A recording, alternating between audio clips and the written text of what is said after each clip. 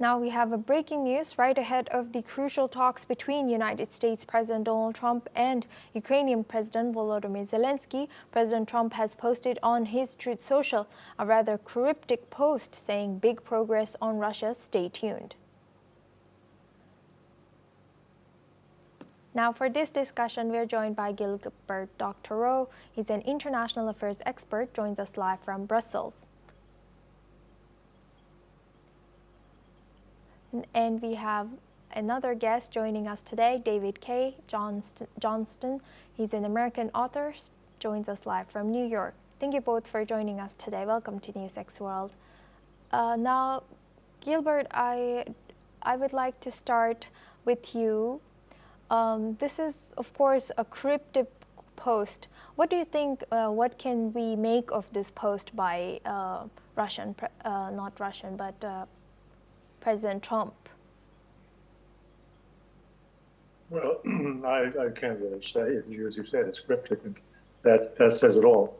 It is very interesting, of course, that the Americans have accepted that Zelenskyy will not come by himself, but will be accompanied by the leading members of the coalition of the willing tomorrow in a meeting in Washington. Very good. I think that is excellent, because now they can all have it out together.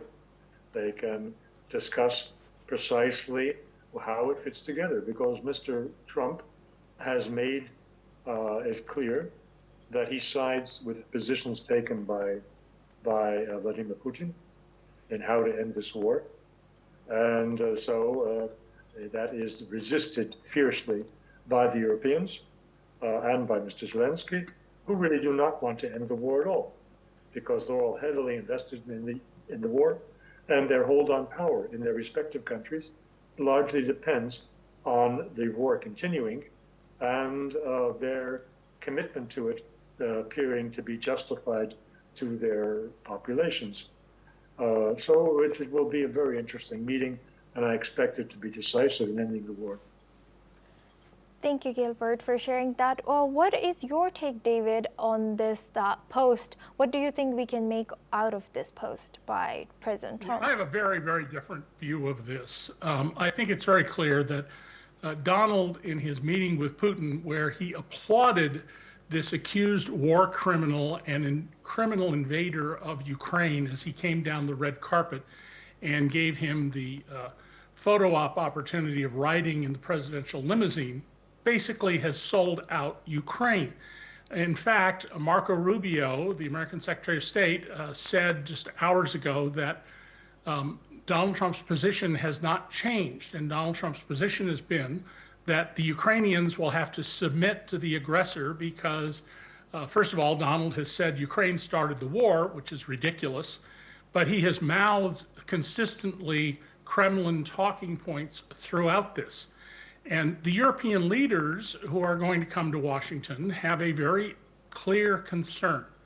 Putin, in his statements going back more than 25 years, has made it clear that he wants to conquer other free countries that used to be under the boot of the Kremlin. I've spoken with political leaders and some family members who live behind what used to be the Iron Curtain, and there's virtual unanimity that unless Putin is stopped in Ukraine, it's just a matter of time. It could be years, but just a matter of time before Russian tanks roll in and squash their freedom. And Donald doesn't believe in liberty, and the Republican Party in America, which always stood up to the Kremlin, and in which President John F. Kennedy said, "We will bear any burden to support liberty," they don't believe in that anymore. They believe in might makes right.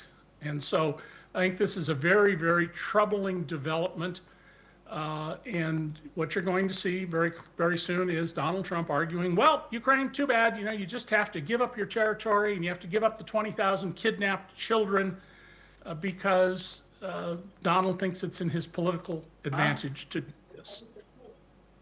Thank you very much, Gilbert Doctorow and David K. Johnston, for both sharing your insight. Please, both of you, stay with us as we come back to you and now we stay on the